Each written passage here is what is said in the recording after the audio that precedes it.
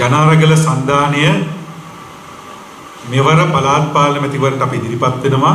ඒ පළාත් පාලන මැතිවරණයට ඉදිරිපත් වීමේදී අපි ඇයි මැතිවරණයට ඉදිරිපත් වෙන්නේ?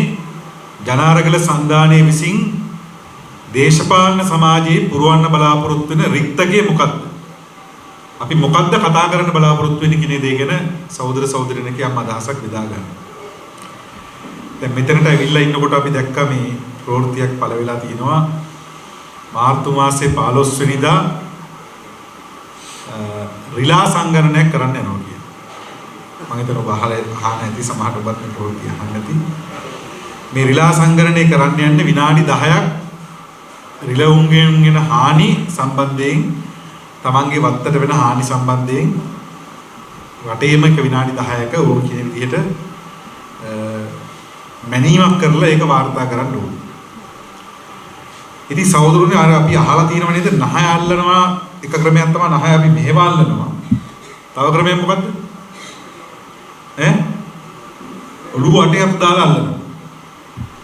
දැන් මේ ආණ්ඩුව කරන ගොඩාක් වැඩ මෙහෙම අල්ලන්න පුළුවන් නහය මෙහෙම ඔළුව දාලා අත දාලා අල්ලනවා. ඒතර අල්ලන්න බෑ අතරම ඇල්ලෙන්නේ නෑ. හැබැයි අල්ලන්න උත්සාහ කරනවා කියලා අපිට පේනවා. දැන් මේ පොල් ප්‍රශ්නේ නිසා තමයි මේ රිලවව එකපාරට හයිලයිට් කරලා උඩට ආවේ. දැන් රිලව මේ දවස්වල බය ඉන්නේ මේ ඝාතන වලට රිලව අල්ලගෙන ඉඳි කියලා.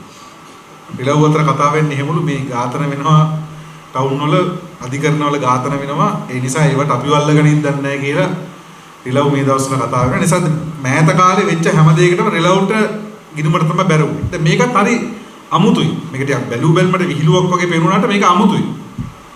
දැන් මෙතන තියෙන දේශපාලනය මොකක්ද?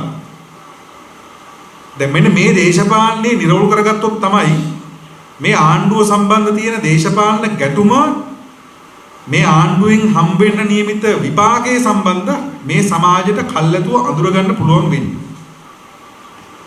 දැන් ලංකාවේ පොල් නිෂ්පාදනයේ නැත්නම් පොල් පළදාව 2024 අවුරුද්දේ මිලියන 500කින් අඩු වෙලා තියෙනවා. ගෙඩි මිලියන 500කින් පොල් පළදාව අඩු වෙලා තියෙනවා.